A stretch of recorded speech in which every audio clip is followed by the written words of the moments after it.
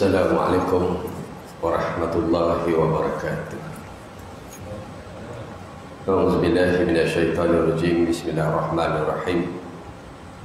Alhamdulillahi rabbil alamin wassalatu wassalamu ala asyrafil anbiya'i wal mursalin sayyidina Muhammad wa ala alihi wa sahbihi ajma'in. Rabbi syrah li sadri wa yassir li amri wahlul 'uqdatam min lisani yafqahu qawli.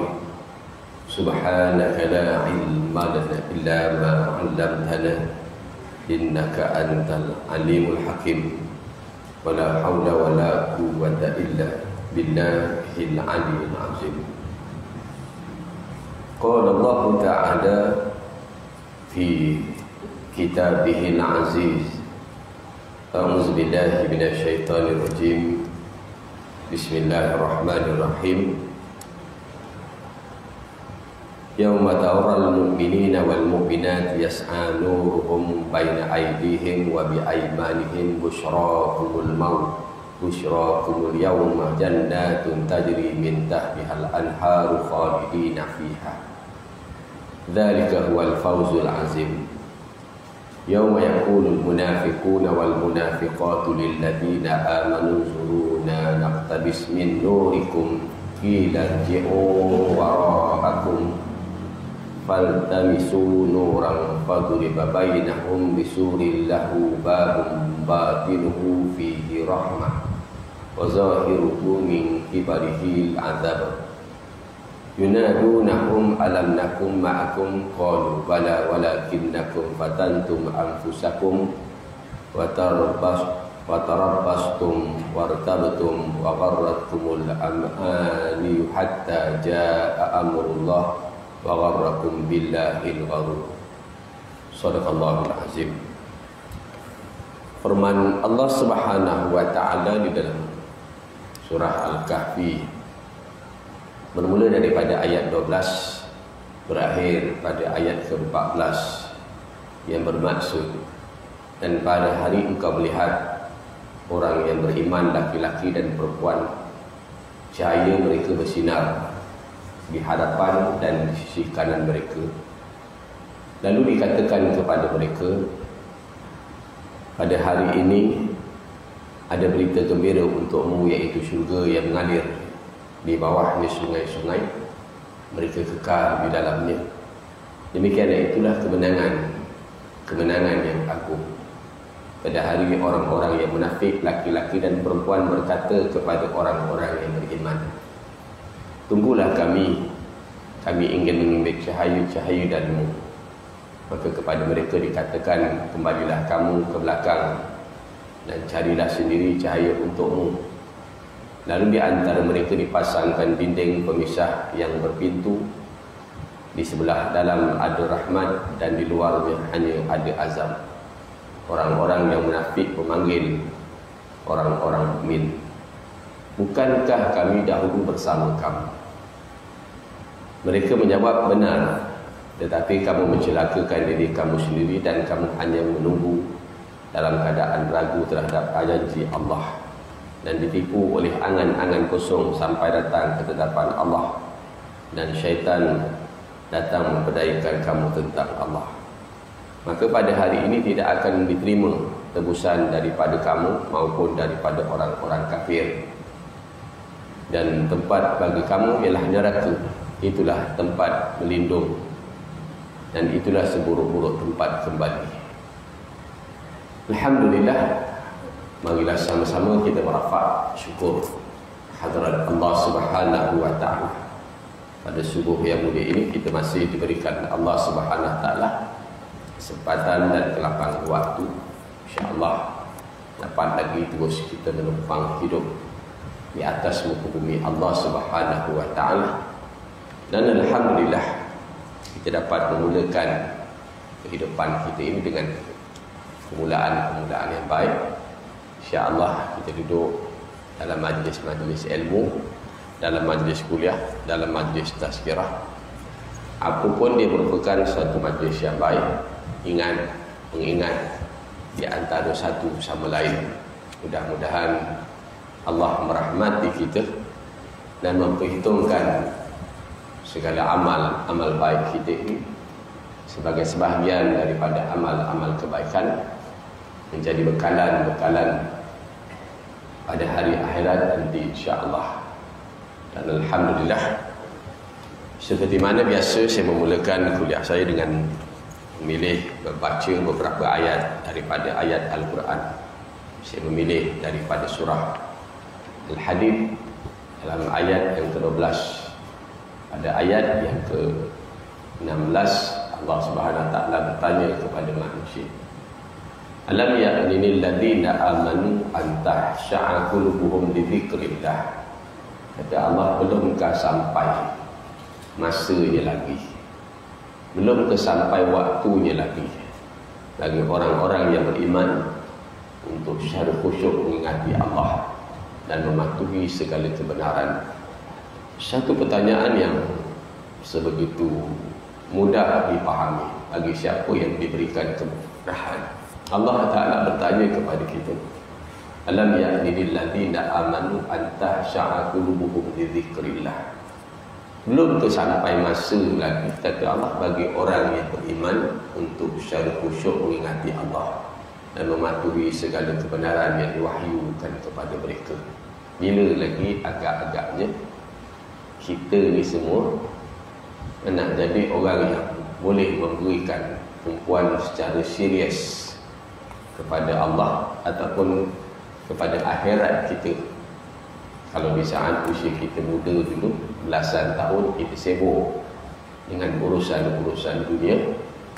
Tapi setelah kita menjangkau umur 30-an, kita duduk sibuk dengan mencari pasangan kita. Umur 40-an, kita sibuk dengan anak-anak kita. Umur 50-an, kita sibuk dengan anak kebun kita. Bila sampai umur 60 ni, kita sibuk dengan urusan macam-macam lagi. Maka bila Allah kata kita nak mula ingat kepada Allah secara serius dan mematuhi segala kebenaran yang diwahyukan dalam Al-Quran itu sendiri, satu persoalan yang sebegitu cantik. Khususnya dalam suasana negara kita ni diuji dengan macam-macam ujian wabak COVID dan diikuti dengan banjir. Adakah manusia kembali kepada Allah ataupun manusia lalai sebegitu sahaja walaupun diuji dengan ujian yang besar? Saya memilih ayat ke-12. Dalam ayat ini Allah Ta'ala menceritakan pada hari ketika kamu melihat orang yang beriman, lelaki dan perempuan, cahaya bersinar di hadapan dan di sisi kanan mereka. Orang yang beriman, kata Allah, akan digiring ke syurga Allah besok dalam keadaan cahaya di kiri dan di kanan mereka tadi. Bawa bercahaya, digiring masuk ke syurga Allah. Lalu Allah kata, hari ini ada berita gembira untukmu, wahai ahli syurga. Ini dirakamkan, diceritakan peristiwa yang belum berlaku. Bagaimana hari ini musim-musim pengantin. Kalau pengantin itu diiring dengan paluan kompang, diiring dengan orang yang ramai mengiring dia, bagaimana dia berjalan? Macam tak jejak tanah rasa dia berjalan. Bagaimana kalau kita di saat kita ni digiring ke syurga Allah, lalu diletakkan cahaya bersama kita ni, digiring dengan cahaya di depan dan di sisi kanan mereka. Dikatakan, hari ini ada berita gembira untukmu, iaitu syurga-syurga bagi orang yang beriman. Satu ujian Allah. Maka mereka kekal dalamnya, demikian itu kemenangan yang besar. Itulah kemenangan yang paling besar. Kalau menjadi orang besar, digiring, kita akan rasa macam hebatlah, tuan. Saya ingat saya pernah berceramah di satu tempat, di satu pusat pengajian tinggi, berjalan di atas permaidani merah. Kiri, kanan, depan saya tu ada yang mengiring saya. Rasa macam orang besar datang. Atas permaidani merah yang dibentang daripada luar tu sampailah masuk ke Dewan Besar bersama dengan para guru-guru di Melaka pada ketika tu. Rasa seronok sangat. Bagaimana di saat kita ni digiring ke syurga, dalam keadaan bercahaya. Lalu Allah kata ini tempat kamu, dan mereka duduk dalam syurga yang mengalir di bawahnya sungai. Itulah kemenangan yang paling besar di antara kemenangan yang paling besar. Tapi satu puak lagi, Allah kata ada satu puak lagi. Dan pada hari ketika orang yang munafik, lelaki dan perempuan berkata kepada orang yang beriman, tunggulah sekejap. Di mana dalam keadaan orang beriman ni bercahaya, digiring dengan cahaya yang terang benderang.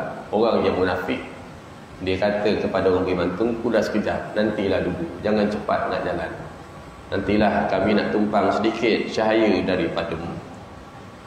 Maka kepada mereka dikatakan, kembalilah kamu ke belakang, cari cahaya sendiri. Lalu di antara mereka dipasangkan dinding, diadakan sekatan-sekatan yang berpintu. Di sebelah dalam ada kebaikan, tetapi di sebelah luar hanya ada azab-azab Allah. Lalu orang munafik memanggil orang-orang yang beriman, bukankah kita dahulu bersama? Bukankah kita dulu bersama? Lalu mereka menjawab, benar, tetapi kamu mencelakakan diri kamu sendiri dan kamu hanya menunggu dalam keadaan ragu terhadap janji Allah dan ditipu oleh angan-angan kosong. Mudah-mudahan tuan-tuan kita yang duduk dalam masjid ini, bila digiring ke syurga Allah, besok tidak ada yang terpisah. Semua kita dapat masuk syurga Allah. Takut-takut ada yang terpisah.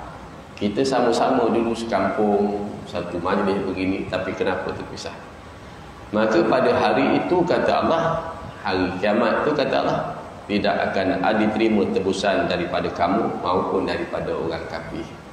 Orang munafik, wa ima orang kafir yang ada harta sepenuh bumi. Sepenuh bumi ini semua harta dia. Dia nak tebus pada jalan agama Allah, nak tebus diri dia untuk masuk syurga Allah, maka tidak berguna, tidak diterima tebusan itu. Harta tidak berguna lagi pada kita. Seperti mana kita duk fikir, bila Allah kata saat berlakunya kiamat, unta-unta yang bunting ditinggalkan. Jarang kita tengok. Kalau saya bela kambing kan, saya suka beli kambing yang dah bunting, sebab tak lama nanti dia beranak. Tapi dalam Quran kata bila kiamat ni berlaku, unta-unta yang bunting ditinggalkan. Kita duduk fikir, ya ke tak ya? Unta bunting ni kan mahal harga dia, tapi ditinggalkan, kata Allah. Bila kita duduk berenang dalam suasana banjir yang melanda negara, kan, kereta-kereta mewah orang tinggalkan begitu sahaja. Rumah yang besar ditinggalkan begitu sahaja saat banjir itu berlaku. Fabi ayyi ala'i rabbikuma tukadziban. Dan sebegitu juga kita dengar berapa ada 48 berlaku kematian 48 orang. Ada yang tertinggal dalam rumah, masing-masing nak selamatkan diri, suami nak selamatkan diri, isteri nak selamatkan diri, ada yang anak mati, ada yang isteri mati dalam keadaan begitu. Barulah kita nampak, kalau dulu kita fikir iza zulzilatil ardu zilzalaha wa ahrajatil ardu asqalaha, kita duk fikir ya ke kiamat ni berlaku begini. Sekarang ni kita nampak suasana banjir yang berlaku hari ni, dan kita tengok masih lagi kehangatan dibicarakan bagaimana keadaan orang meninggalkan kereta-kereta mewah, bagaimana keadaan orang meninggalkan rumah-rumah kediaman mereka, bagaimana orang nak selamatkan diri mereka, kadang-kadang ada anak dan isterinya mati dan sebagainya. Maka kata Allah, pada hari ini tidak diterima tebusan daripada kamu maupun dari orang kafir, dan tempat kamu ialah neraka, itulah seburuk-buruk tempat berlindung dan itulah seburuk-buruk tempat kembali.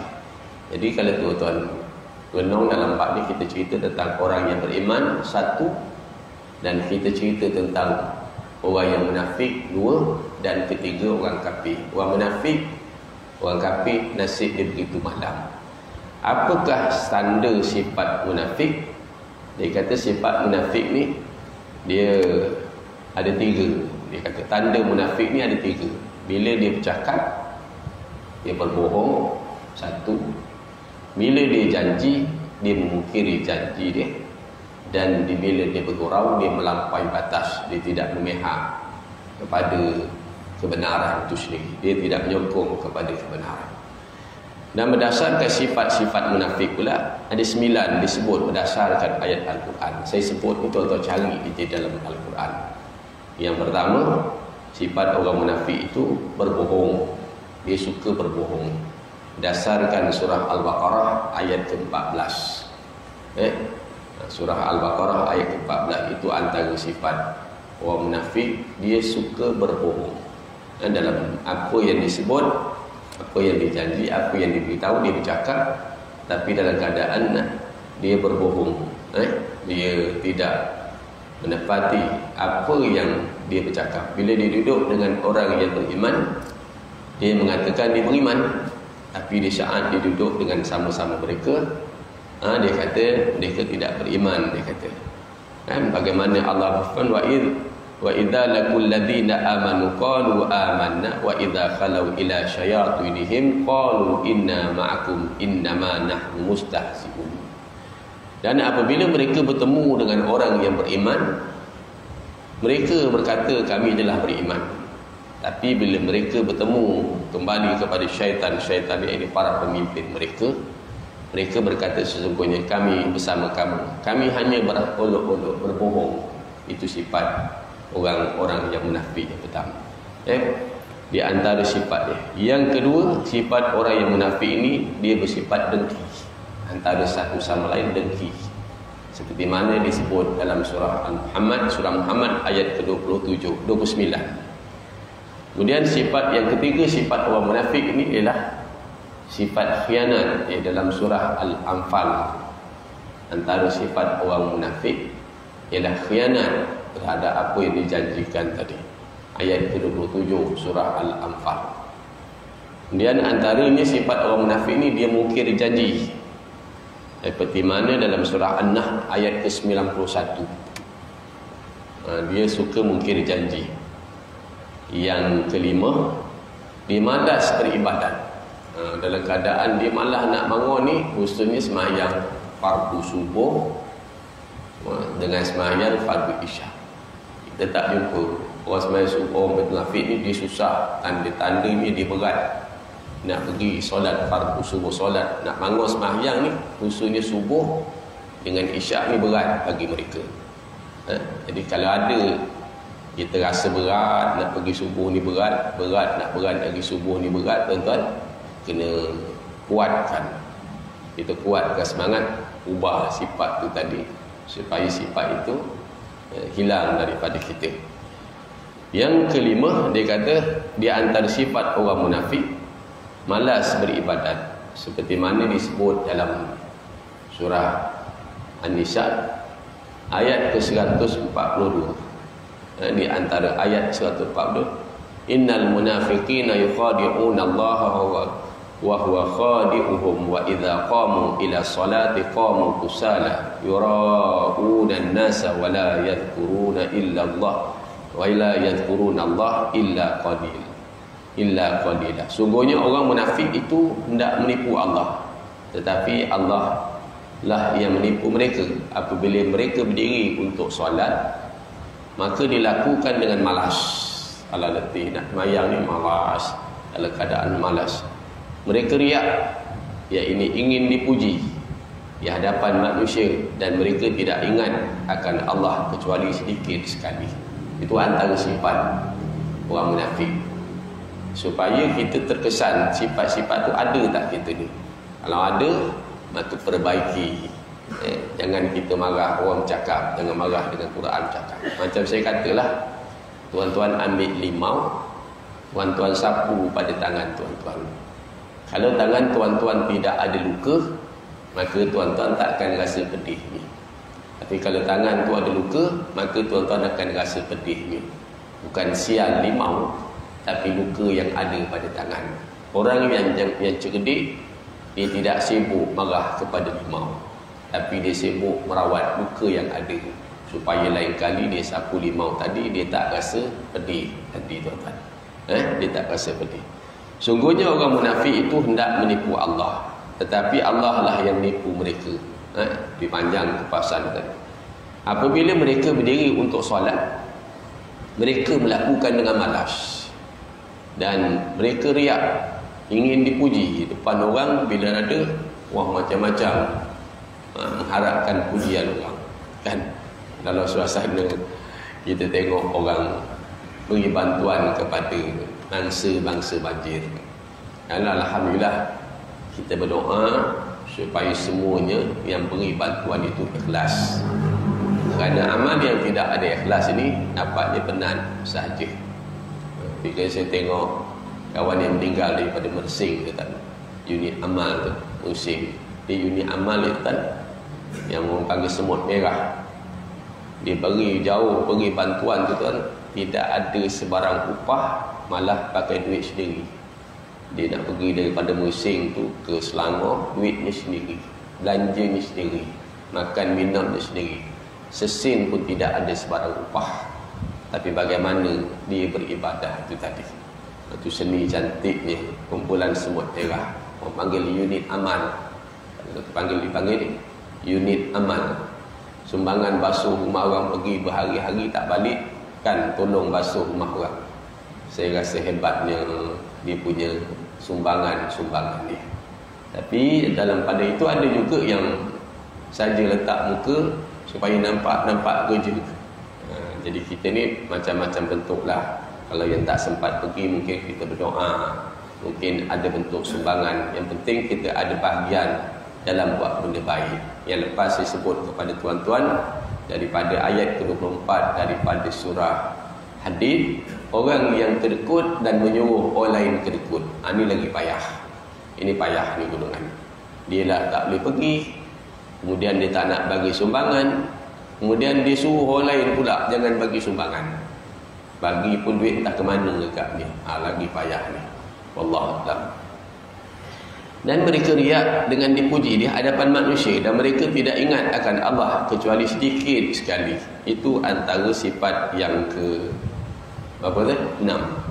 Sifat orang munafik yang kelima.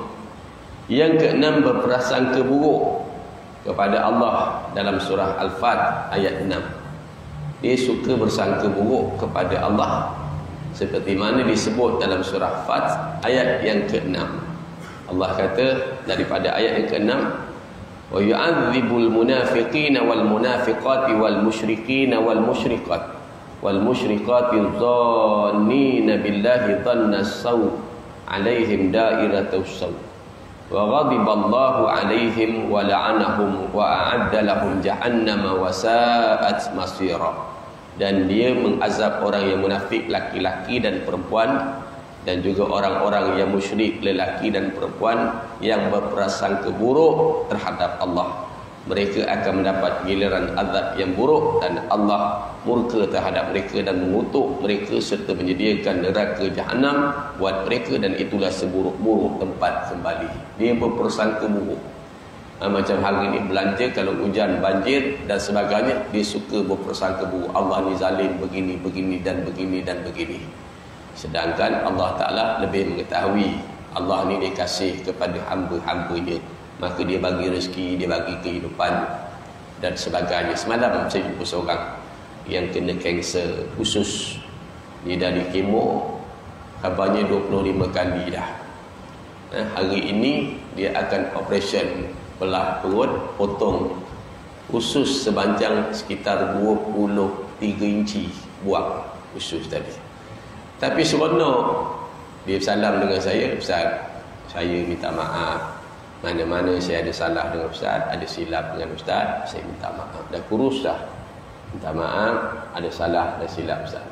Tapi saya tahu Ustaz, dia kata, mungkin zaman-zaman saya muda dulu, dosa-dosa saya, kesalahan saya, kesilapan saya banyak agaknya. Saya belum bertobat, belum sempat bertobat. Maka Allah datangkan sakit ni Ustaz, kata dia, mungkin kerana Allah nak hapuskan dosa saya Ustaz. Saya rasa seronok kerana mereka memahami apa yang kita ajar dan mereka dapat melaksanakan. Seperti mana yang Allah Ta'ala sebut dalam surah Hadid ayat ke-22, ma asaba min musibatin, kata Allah, setiap bencana yang menimpa di bumi, bahkan yang menimpa kepada dirimu sendiri, kata Allah, semuanya telah tertulis dalam kitab. Satu hal. Yang kedua, ayat ke-25, agar kamu tidak merasa terlalu bersedih hati dengan nikmat yang hilang, dan agar kamu tidak rasa terlalu bergembira dengan nikmat yang dapat. Cantiklah Quran kan? Lagi kita renung, lagi kita baca Quran ni, lagi sedap, lagi banyak iktibar pengajaran yang kita boleh ambil daripada Al-Quran. Iaitu yang ke sifat yang ke berapa tu? Yang ke-6. Kemudian dia kata di antara sifat yang ke-7, dia kata dia lebih dekat kepada musuh Allah. Lebih dekat pada musuh Allah Subhanahu wa taala. Dia dekat dengan musuh-musuh Allah. Orang suruh dia patut dengan musuh Allah ni, dia dengan musuh Allah ni sepatutnya dia kena rapat dengan orang beriman. Seperti mana Allah kata Muhammadur Rasulullah alladzina ma'ahu, macam mana dalam surah Fat ayat 29 kata Muhammad itu Rasulullah, orang yang bersama dengan dia, kata Allah, dia bersifat keras, bersifat tegas kepada orang kafir, namun dia berkasih sayang kepada orang yang beriman. Itu disebut dalam surah Fat. Tapi sifat orang munafik ini, kata dia lebih dekat dengan musuh-musuh Allah, seperti mana Allah sebut dalam surah Al-Maidah ayat ke-52. Fataral ladzina fi qulubihim maradun yusari'una fihim yaquluna nahsha an tusibana da'irah fa asallahu an ya'tiya bil fath aw amrin min 'indihi fayusbihu 'ala ma asaru fi anfusihim nadimin. Kata Allah, maka kamu akan melihat orang yang hatinya berpenyakit segera akan mendekati mereka, iaitu Yahudi dan Nasrani, seraya mereka berkata, kami takut akan mendapat bencana.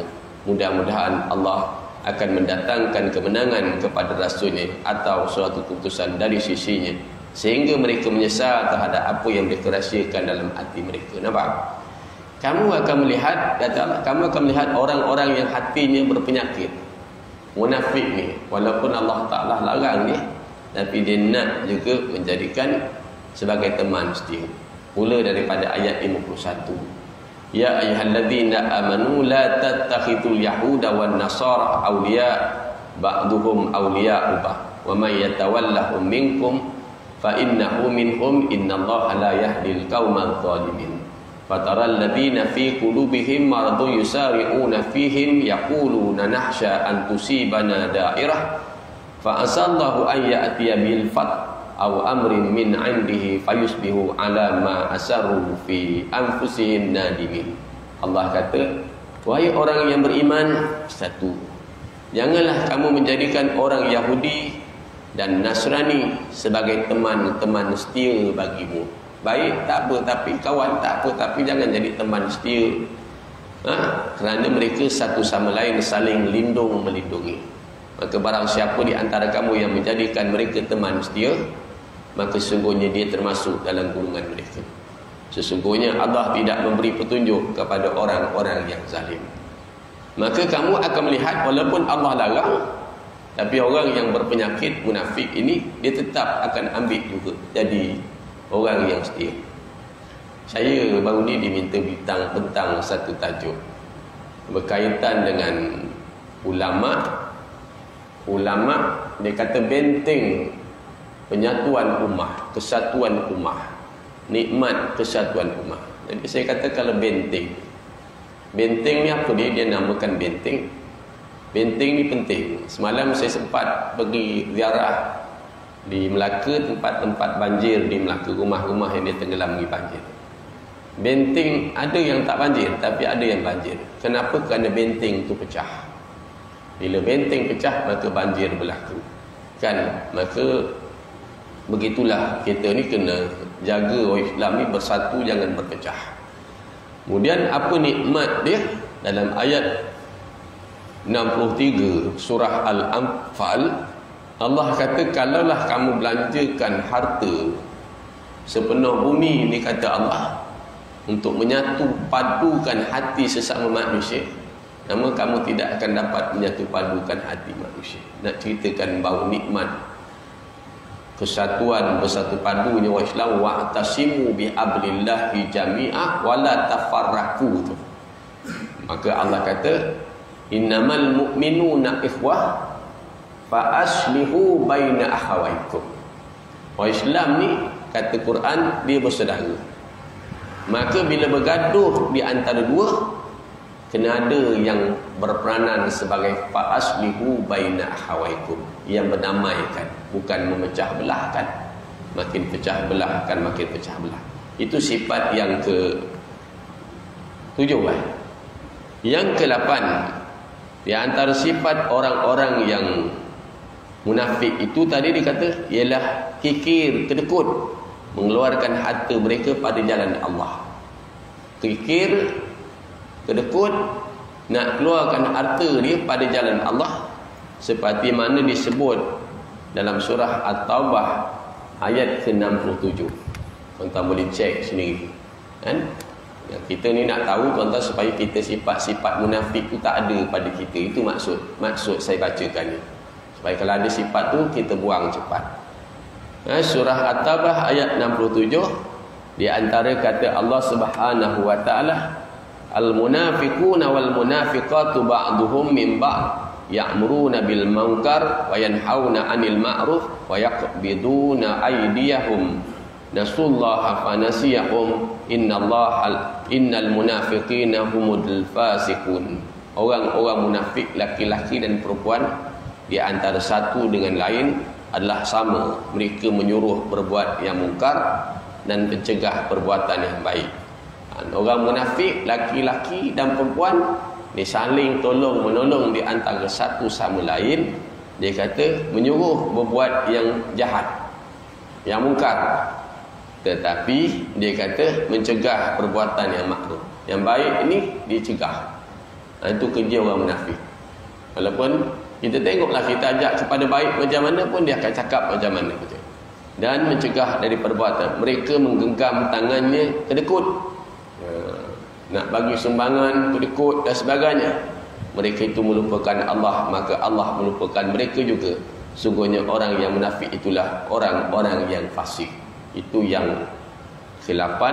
Dan sifat yang ke-9 ialah dia suka menghina Nabi. Tidak ikut sunnah, dia tu menghina Nabi kita. Di antaranya ayat ke-61 daripada surah At-Taubah. Dia tidak ikut Nabi. Sekarang ni macam kata, macam mana nak ikut Nabi Ustaz? Nabi dah tak ada. Sekarang ni Nabi memang dah tak ada, tetapi ajaran Nabi tu masih ada lagi. Zaman Nabi tu, ajaran Nabi tu masih ada lagi. Dalam ayat 61 daripada surah At-Taubah, wa minhumul ladzina yu'dzuna an-nabiyya wa yaquluna wa huwa uzun qul udhunu khairin lakum yu'minu billah wa yu'minu lil mu'minina wa rahmatul lil ladzina amanu minkum wal ladzina yu'dzuna rasulullah lahum adzabun alim. Dan di antara mereka, ini orang munafik, ada orang yang menyakiti hati Nabi. Ada orang yang menyakiti hati Nabi, kan, kalau ikut ayat ni tadi. Dan dia kata, mengatakan Nabi mempercayai semua apa yang didengari. Katakanlah dia mempercayai semua yang baik bagi kamu. Dia beriman kepada Allah, mempercayai orang yang beriman, dan rahmat, menjadi rahmat bagi orang yang beriman di antara kamu. Dan orang-orang yang meyakini Rasulullah orang-orang yang menyakiti Rasulullah akan mendapat azab-azab yang pedih. Habis nama Nabi mana ada lagi Nabi tu Ustaz? Sekarang Nabi dah tak ada. Ya, tapi sunnah ajaran Nabi tu masih ada lagi. Mana ada lagi tak orang yang benci sunnah-sunnah ajaran Nabi ni? Ada, kan? Kalau disebut dalam kitab yang ada pada saya ni kitab ni tuan-tuan pun ada ni.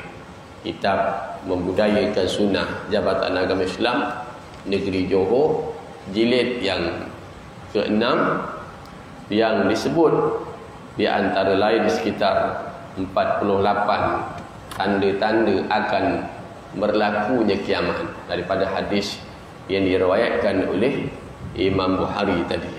Di antaranya dia kata, Ilmu agama tidak lagi dianggap sebagai penting. Ilmu agama tidak lagi dipahami. Orang tak belajar ilmu agama. Di antaranya juga dia kata zaman sudah mendekati. Di antaranya juga membaca Quran dari golongan orang yang fasik. Di antaranya juga solat dianggap tak penting dah. Sedangkan Allah beritahu inna solata tanha anil fahsya'i wal munkar. Atas tu nombor 2 tu dia kata ilmu agama orang tak anggap penting. Sehingga ada orang boleh tergamak kata sudah sampai masanya pelajar-pelajar universiti tak perlu lagi nak belajar agama. Sedangkan Nabi datang berdasarkan ayat 28 daripada surah Al-Fat, wallazi arsala rasulahu bil huda wa dinil haqq. Datangnya Nabi bawa hidayah petunjuk dan agama yang betul. Jadi itu ringkasan 9 sifat di antara sifat-sifat orang munafik yang kita kena jauhkan. Saya ulang secara ringkas. Yang pertama, sifat orang munafik, dia kata bohong. Jadi kalau kita biasa berbohong, berhentikan cakap bohong ni, cakap betul. Yang kedua, dengki. Kalau kita ni suka berdengki, berhasad dengki dan sebagainya, buang sifat hasad dengki itu. Yang ketiga, khianat. Apabila berjanji, jangan khianati apa yang kita janji. Itu sifat orang munafik. Yang keempat, memungkiri janji. Yang kelima, malas beribadat. Kalau kita ni rasa malas ni, lawan tuan-tuan. Lawan. Malas berzawat, ibadat, kena lawan, kena rajin beribadat. Malas berzikir, kena rajin berzikir. Sebab seperti mana saya kata, malas nak duduk majlis ilmu. Malahnya ustaz. Malahnya bukan tuan-tuan, aku pun malas juga. Kalau nak ikut kuliah subuh ni tuan, bukan tuan-tuan, aku yang jadi ustaz ni pun malas. Kalau tadi balik rumah sampai pukul 12 lebih balik tuan. Ni pagi sambung kuliah subuh lagi tuan. Malasnya hai tuan. Kan? Tapi macam nilah tuan. Kalau kata Imam Al-Ghazali tu, hati manusia ni kata dia macam cawan ni. Cawan ni kalau saya letak macam ni, saya nampak. Orang yang ada depan saya nampak. Dia jernih. Kalau kita masukkan air jernih, masih kita nampak lagi di hujung sana. Tapi kalau kita masukkan dia air kopi, air Nescafe, air Holik, maka kita tak nampak lagi apa yang ada di depan dia. Maka sebegitulah dalam hati kita ni. Kalau kita masukkan dalam hati kita ni agama, kita masuk dalam hati kita ni agama, kita boleh beza antara baik dengan jahat. Kita boleh, kita buat dosa sikit, kita terasa kesan kita ni buat salah, buat dosa, buat silap. Kita istighfar kepada Allah Subhanahu Wa Taala. Tapi kalau kita masukkan air kopi, air yang hitam, maka kita tak nampak. Maka kita masukkan dalam diri kita ni, hati kita maksiat. Akhirnya bila dia gelap, kita buat dosa besar mana pun kita tak terasa. Lepas tu kata orang alim, hidup kita ni ala bi zikrillah tatmainnal qulub. Ingat Allah, zikir. Zikir ni macam diibaratkan kata orang-orang alim dulu, ikan dalam air, tuan-tuan. Jadi ada 68 amalan yang mudah-mudah Nabi suruh kita buat. Tapi saya tak bagi tahu kat sini lagi, nanti lain kali. 68 amalan yang mudah Nabi suruh kita buat. Kan di antaranya minta syurga, lepaskan neraka. Di antaranya berzikir subhanallah walhamdulillah, ada 68 berdasarkan hadis-hadis yang sahih. Dan ada 58 amalan yang Nabi larang buat. Nantilah kita berdasarkan hadis-hadis yang sahih juga. Yang keempat, dia kata malah beribadat, jadi kena lawan. Yang kelima, berprasangka buruk kepada Allah. Apa pun yang berlaku kepada kita, kita jangan sangka buruk kepada Allah. Tetap walaupun sakit, ada hikmah. Macam saya kata tak, orang yang saya jumpa malam tadi tu toki bas, kan? Sabar, kita tahu kan, kita reda apa yang Allah Taala tentukan. Alhamdulillah. Bukan senang tuan, cakap ni senang, tapi orang yang menanggung tu subhanallah, kan? Kemudian yang ketujuh, lebih dekat kepada sifat orang munafik, dia lebih dekat kepada musuh-musuh Allah Taala. musuh-musuh. Dia patutnya dekatlah kepada orang beriman. Dia nak duduk juga. Tu yang Ustaz Kamus kata al-fulusu fid dunya. Nanti akhirat kau mati, kau kat akhirat esok. Kerana dia bimbang dapat ni kan dia duduk juga tu. Ada jedih tu. Kan? Benda dia berlaku zaman-zaman dulu pun. Kalau kita tengok zaman-zaman Jepun dulu, ada orang menjadi apa dia kata tali barut, apa tali barut, tali apa, tali lampin apa tu. Orang dulu-dulu kan ingat. Sampai sekarang ni berlaku. Kan? Kerana bimbang konon nanti tak dapat makan dan sebagainya. Maka dia kerja juga kadang-kadang. Kadang-kadang kerja jual arang, kadang-kadang kerja kilang arang. Nanti bimbang tak dapat makan. Subhanallah, kan. Ini setengah manusia. Jadi dia kata yang ke-8, kikir, kedekut, tai hidung masin. Tu saya tambah yang ujung tu. Dasar ayat surah At-Taubah ayat 67. Dan yang ke-9, menghina Nabi, tidak ikut sunnah Nabi, seperti mana disebut dalam surah At-Taubah ayat ke-61. Itu antara sifat-sifat yang keji. InsyaAllah kita menyambung sedikit lagi kuliah kita insyaAllah. Maka seterusnya dia kata perkara berkaitan dengan riak tadi. Sembelihan kita dah habis. Ayat muka surat 186 kita baca hadis daripada Sabit bin Dhahhak radhiyallahu anhu, katanya ada seorang yang bernazar menyembelih unta di satu tempat bernama Baunah. Lalu dia bertanya Rasulullah. Maka Rasulullah sabda, adakah padanya berhala disembah? Kamu nak sembelih kat situ, tempat tu kenapa? Adakah dekat sana ada berhala? Depan berhala ni kamu nak sembah begitu? Mereka menjawab, tak ada ya Rasulullah, tak ada. Dan ada kan yang benda letak macam tu kan. Setengah kita kan orang letak buah limau, kadang-kadang letak buah anggur depan patung tadi. Kan? Ada lagi kan? Tengok letak. Kadang-kadang tepi jalan mana je berlaku kemalangan, dia letak buah anggur, buah limau. Dulu-dulu. Sekarang ni ada lagi tak? Sekarang ni dia pandai, dia letak limau plastik. Dia nak nipu sebagainya. Maka Rasulullah bersabda lagi, adakah padanya perayaan mereka? Adakah kerana perayaan mereka tu kamu nak sembelih kat situ? Lalu mereka menjawab, tidak, tak ada juga, bukan kerana perayaan mereka. Macam kita sembelih sempena hari Natal dan sebagainya kan. Maka Rasulullah kata, tunaikanlah nazar kamu. Perumpamaan yang lain ada juga kadang-kadang orang letak sesuatu dekat kubur kerana dianggap kubur tu mulia. Kalau tuan-tuan pergi dulu dekat Melaka kan, dekat Pulau Besar kan, orang letak pulut kuning, orang letak sekadar sembelih ayam depan tu kan letak. Itu amalan-amalan yang boleh membawa kepada syirik. Kerana nak bagi makhluk ni makan dan makhluk ni makan. Jadi faham maksud dia tadi? Jadi kalau kita nak sembelih, kenapa nak sembelih kat sini? Memang kita mudah nak sembelih sini. Itu tak kisahlah.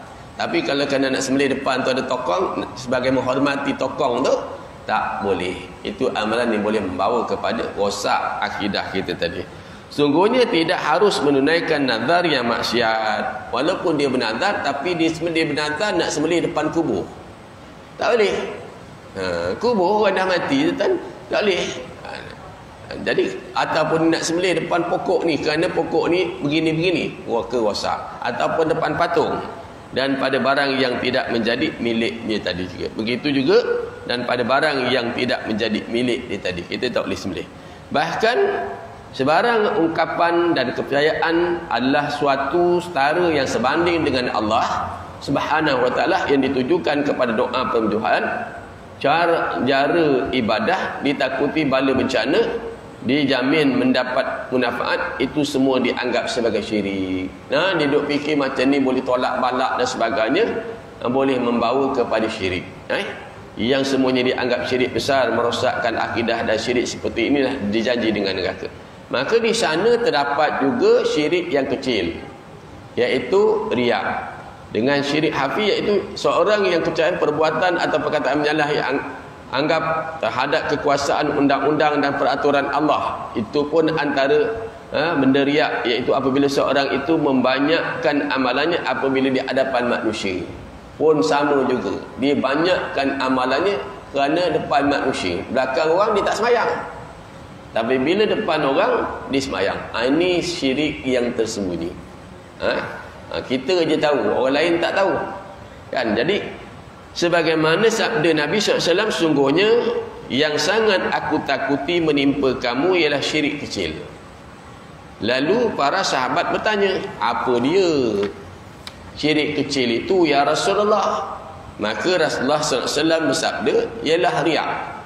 Iaitu Allah akan berfirman kepada hari kiamat, apabila manusia datang dengan amalan masing-masing, pergilah kamu kepada mereka.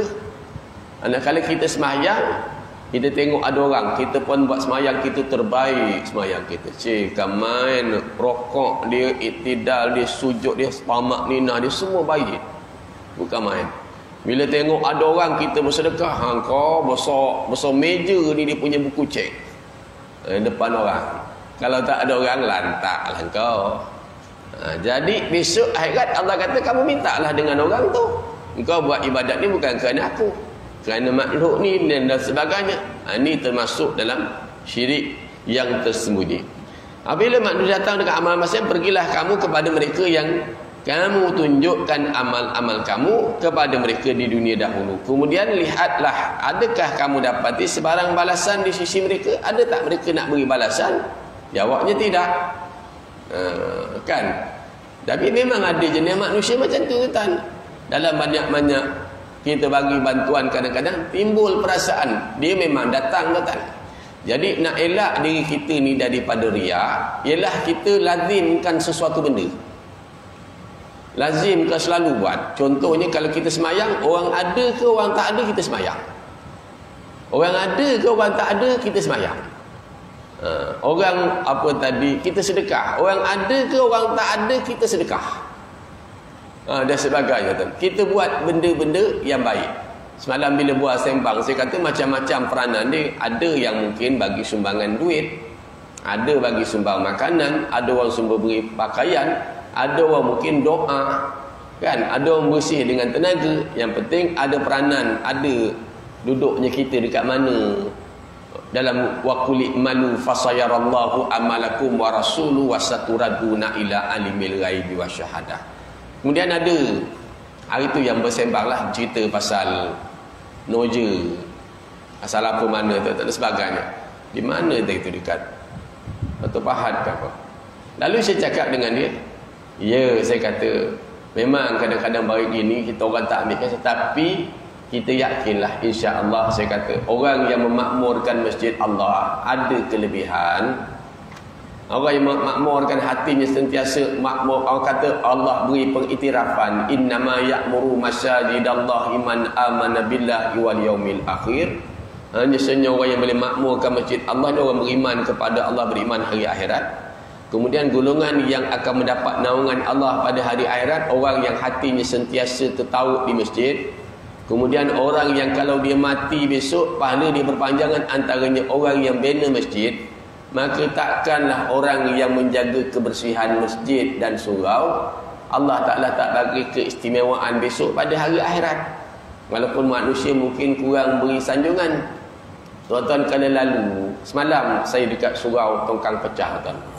Surau Tongkang Pecah ni dia aktif dengan majlis ilmu, majlis kuliah, majlis tazkirah, dia aktif. Dan surau ni tuan-tuan, subhanallah, cukup bersih, tuan-tuan. Ada orang perseorangan agaknya yang sentiasa membersihkan surau tu, berkilat lantai-lantai dia, luar dalam tu berkilat, bersih, sangat-sangat bersih. Jadi takkanlah orang yang menjaga masjid-masjid Allah, orang yang jaga warung, orang jaga masjid Allah Subhanahu wa taala, takkan Allah Taala tak bagi pahala besok pada hari akhirat. Mudah-mudahan adalah, cuma kita tak tahu apa yang Allah sediakan untuk kita pada hari akhirat besok. Yang kita semayang ni, yang kita baca Quran, yang kita duduk dalam majlis ilmu ni, kita tak tahu apa yang Allah Ta'ala sediakan untuk kita besok pada hari akhirat. Tapi kita yakinlah, bila kita yakin adanya kiraman katibin ya'lamuna ma taf'alun, maknanya malaikat yang mencatat segala amal perbuatan kita walaupun besar zarah, insya-Allah adalah kurniaan Allah pada kita besok. Man sama yurai faqad asyrak wa man dhalla yurai faqad asyrak Wa man tasaddaqa yura'i faqad asyrak. Sesiapa yang berpuasa dengan riak, maka ia telah melakukan syirik. Dia puasa dengan riak. Dia siap sebut orang, awak tak tahu ke hari ni saya puasa, orang tak tanya pun. Dia punya bangganya bercakap. Kan, kalau orang tanya dia tak makan tu lain cerita dah Tan. Kan, saya puasa ni. Ini orang tak tanya, tiba-tiba dia cakap, awak tak tahu saya puasa ni tahu. Dia punya bangganya dalam bab itu. Dalam bab sedekah, awak tak tahu saya yang sedekah begini-begini tu, awak tak tahu saya dia. Habis.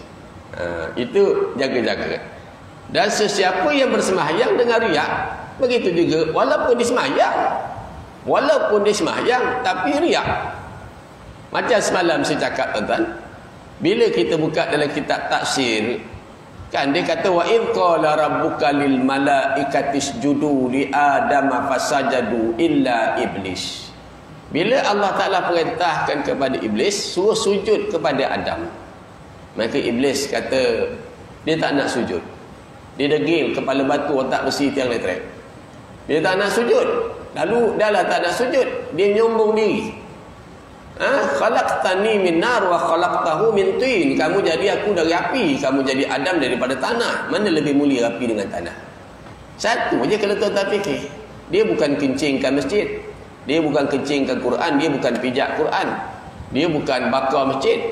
Tapi degilnya iblis tadi langgar perintah Allah. Dia tak nak sujud kepada Adam. Dia kata aku jadi dari api, kau jadi aku Adam daripada tanah. Mana lebih mulia api dengan tanah? Allah kata aba wastakbara wa kana minal kafirin. Saya bimbang tentang benda-benda hari ni. Kita jangan pandang kecil akan dosa yang kita buat. Takut benda yang kecil tu kadang-kadang mengundang bala kata. Mana kita tahu kadang-kadang setengah-tengah tempat dalam negeri tu ada 5 kilang arak. Jangan main-main, kadang-kadang kita pun tak ambil kisah dalam bab kilang arak yang 5-6 buah kilang tu, kita tak ada rasa pun macam mana banyak sangat kilang arak ni begini-begini dan sebagainya. Kita tak nampak. Orang kita hanya nampak iblis syaitan menentang, tak nak sujud kepada Adam. Tapi bila Allah Ta'ala suruh tutup aurat, berapa ramai yang tak tutup aurat? Bila Allah Ta'ala suruh semayang, berapa ramai yang semayang? Orang kita tak nampak dekat situ tu kan. Nampak tak? Allah kata, bila Allah kata haram riba, innamal khamru wal maisir wal ahallallahu al-bai' wa harrama riba. Allah haramkan riba. Berapa ramai orang yang makan riba? Orang tak nampak pula itu. Kadang-kadang dalam bab mendahaka, orang nampak iblis tadi yang tak nak sujud, tadi satu perintah tadi dahaka, tapi dia tak nampak berapa banyak yang dia menentang kepada Allah.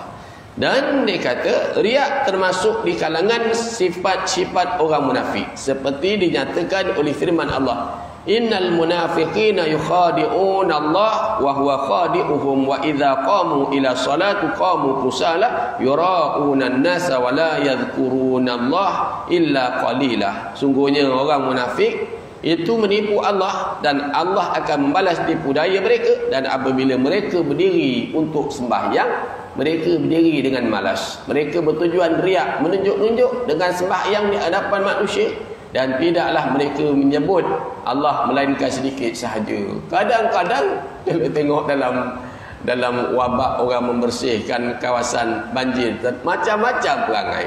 Saya tak berani nak menghukum, sebab dalam batin ini dia dengan Allah, kan? Yang batin ni dia dengan Allah. Urusan ikhlas tak ikhlas ni saya tak tahu. Tapi macam-macam lah. Kadang-kadang orang selagi tidak diviralkan gambar sebanyak-banyak mungkin, selagi tu kadang-kadang rasa tak puas hati. Macam mana gambar saya boleh tak ada ni? Wahai saya pegang 2 minit penyapu tau. Macam mana gambar saya tak ada? Kadang-kadang ada orang yang betul-betul kerja berhari-hari, dia tak ada gambar pun tak ada, kan? Dia tak ada upah, sposen pun tak ada upah, kan? Yang meninggal tu orang Mersing, kan? Tuan-tuan baca tak? Orang Mersing yang meninggal tu, ketua unit amal Mersing yang meninggal, kan? Sampai sana buat kerja, kan? Saya tanya semalam macam mana, tapi dalam keadaan tak berapa sihat, dia pun pergi juga nak tolong, nak bersihkan. Habis dapat pahala tak ustaz? Mudah-mudahan niat dia baik dah, Wa may yuhajir fi sabilillah yajid fil ardi muragaman katsiran wa sa'ah wa may yahruj min baitihi muhajiran ila Allah wa rasulih thumma yudrikuhul mautu faqad waqa'a ajruhu 'ala Allah wa kana Allahu ghafurar rahimah. Allah kata surah An-Nisa ayat 100, siapa yang berhijrah pada jalan Allah, nescaya dia akan dapati di atas muka bumi ini tempat hijrah yang luas dan rezeki yang banyak. Siapa yang berkeluar daripada rumahnya untuk berhijrah pada jalan Allah dan Rasulnya, tiba-tiba dia mati sebelum sampai ke tempat yang ditujunya, maka sesungguhnya telah tetap pahala hijrahnya di sisi Allah. Dan ingatlah Allah Maha Pengampun lagi Maha Penyayang. Itu dalil, insya-Allah, yang menjadi dalil kalau kita buat satu amal belum berjaya lagi, baru pegang 2 batang 2 kali sapu, tiba-tiba kita jatuh mati, pahala dah ada tak? Insya-Allah dah ada pahala dah kalau kita ikhlas. Yang penting tadi, maka Allah SWT mengingatkan hamba-Nya supaya menjauhkan sebarang syirik dalam mengerjakan amal-amal yang soleh. Jaga-jaga. Orang yang sembahyang ni pun kadang-kadang tuan-tuan silap-silap raya masuk neraka. Habis macam mana? Ini yang saya kata tadi, kita tengok orang buat, tuan. Orang yang buat kerja tu, mudah-mudahan kita pula jangan cakap ini tak ikhlas. Macam kita pandai, kita doa mudah-mudahan yang mereka buat tu mereka ikhlas. Dan sebab kalau mereka tak ikhlas, maka mereka dapat penat aja. Mereka dapat pujian orang, itu aja, tak dapat apa. Macam orang sakit, semalam saya kata, bila sakit, kalau dia mengeluh, dapat dia sakit aja, takut dosa tu tak terhapus. Sebab kita belajar hadis Nabi kata tercucuk duri itu pun Allah hapuskan dosa.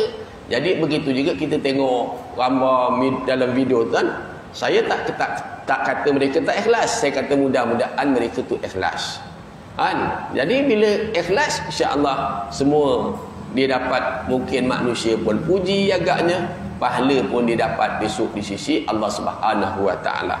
Jadi begitu dia kata, maka barang siapa yang mengharapkan pertemuan dengan Tuhannya, faman kana yarju liqa rabbih falyamal amalan salihah wala yusyrik bi ibadatihi ahada.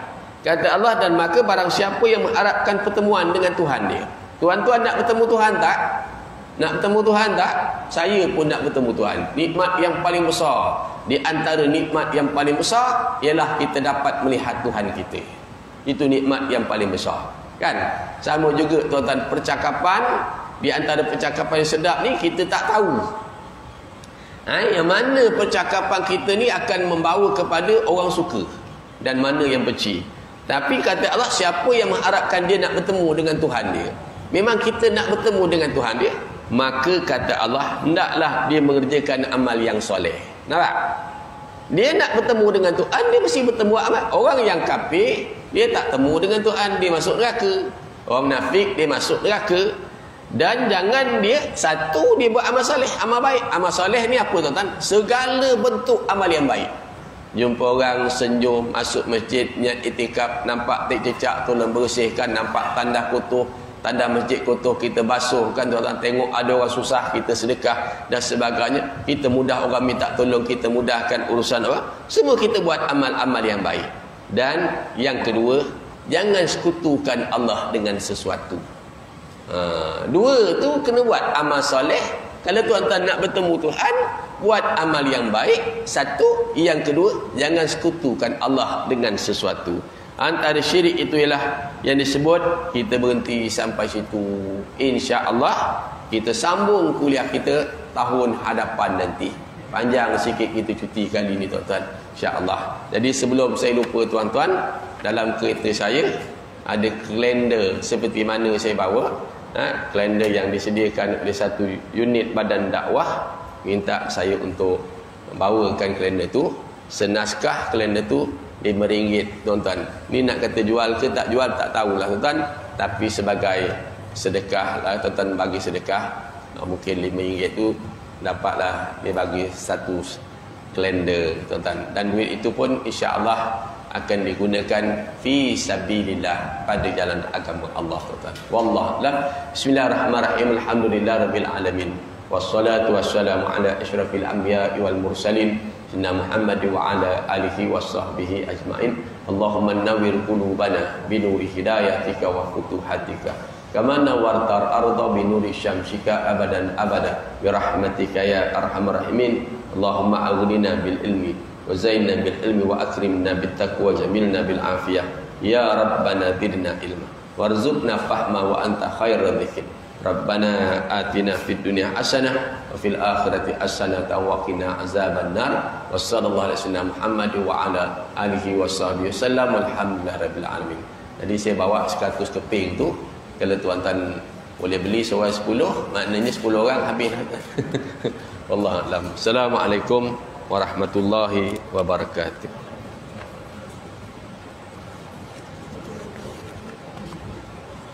Tinggal lagi ni kan.